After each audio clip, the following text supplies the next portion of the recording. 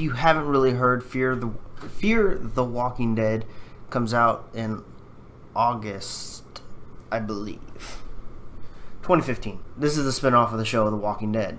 I'm a huge fan of The Walking Dead. I think it's one of the most amazing shows that we have on television today. You know, it shuts out Sunday Night Football. I mean, 16 million people watch it every time it airs, every Sunday. So this show's got a lot going for it. They finally said they were going to do a spinoff. And when they did announce that, the group in the original show had split. It was only a temporary split, but people were thinking, okay, one group was going to get the show, and then the other group was going to get a show. Turns out that wasn't the case. We've seen very little of what's going to be going on as far as the Fear the Walking Dead. I do know that there's going to be not so much wooden area. It's going to take place in a lot of cities, a lot of suburbs. You're also going to see they have two trailers out. One's 16 minutes and one is about 30 seconds. Neither of them show really anything too much. They're pretty much just teasers to kind of, you know, do you see this or do you see that type of thing. I won't go in depth in them because I sit there and watch them over again and I really don't feel like doing it. But they've also said that this show it takes place before Rick wakes up. And eventually over time they're going to jump ahead a lot to the point they are keeping up with The Walking Dead. So both of them will be taking place at the same time. And another thing is that Fear the Walking Dead is actually going to show us how the outbreak happened. They know it started on the East Coast, but this one will, I guess, explain a lot more of why the dead are coming back to life, this and that. And I'm actually really excited for it. And if you haven't been watching The Walking Dead and you have Netflix, you can actually catch up on every season. I definitely recommend it. It is an amazing show. It's one of the best shows I think I've watched in a long time.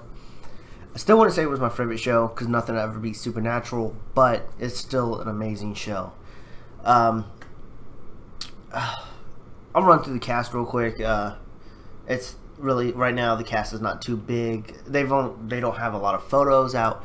I know the show's already been renewed for 3 seasons, which is incredible because that's just banking off what the original show The Walking Dead did, and that's been renewed from what I heard to season 7.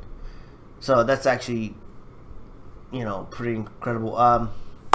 Cliff Curtis is in it.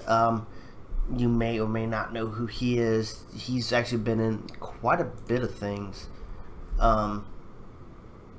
Ruben Blades, he's in it. He's been in a lot of stuff too. I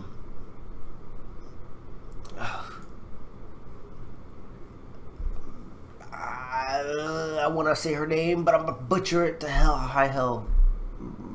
Mercedes Mason. I know she's been in a lot of stuff. She was actually in one of my favorite shows, The Finder, in 2012. The show was cut short, unfortunately. It didn't last 1 season, but she was in that, and she played she played U.S. Marshal. Yeah, I think she played U.S. Marshal. But she was also in Quarantine, Red Sands, a couple other things. Looks like she's gonna be in. They already got her for season 2, Fear the Walking Dead, so she ain't gonna die. She was in NCIS Los Angeles, so I think she's gonna be a really good addition to the show. I don't know who this chick is, so we're gonna go with. Let's see who else is next. I mean, right now they have a huge cast.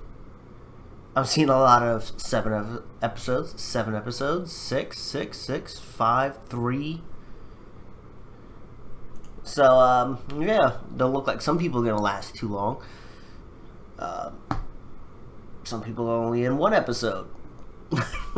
So we'll see how this goes for those people. I won't go too far into details of who's in what for how long because I don't want to spoil anything. Because if you know how The Walking Dead goes, people can die at any moment.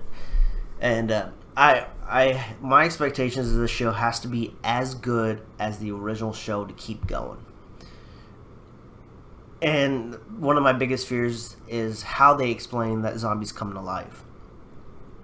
If they say something stupid like a meteor passes through and everybody's molecules change or whatever, the stupid crap like that, they could ruin the entire show. They could ruin both shows. They have to do it to the point that it's complex but yet believable, and it's not from left field. It needs to be something we all can relate to and understand a little bit, whether it's government screwed up and the virus got loose somehow, whatever, that'll work for me too. Actually, that to me, that's the one thing I've thought of. Let me know below if you think of what would be a good outbreak that the storyline would really work and it's not too far-fetched, something believable almost, and that would really keep us going. Now, if they can come up with something completely creative, great. If they can't, you're risking the welfare of this show and the other show. But anyways, subscribe, comment, like, give me what you got, and I'll talk to you later.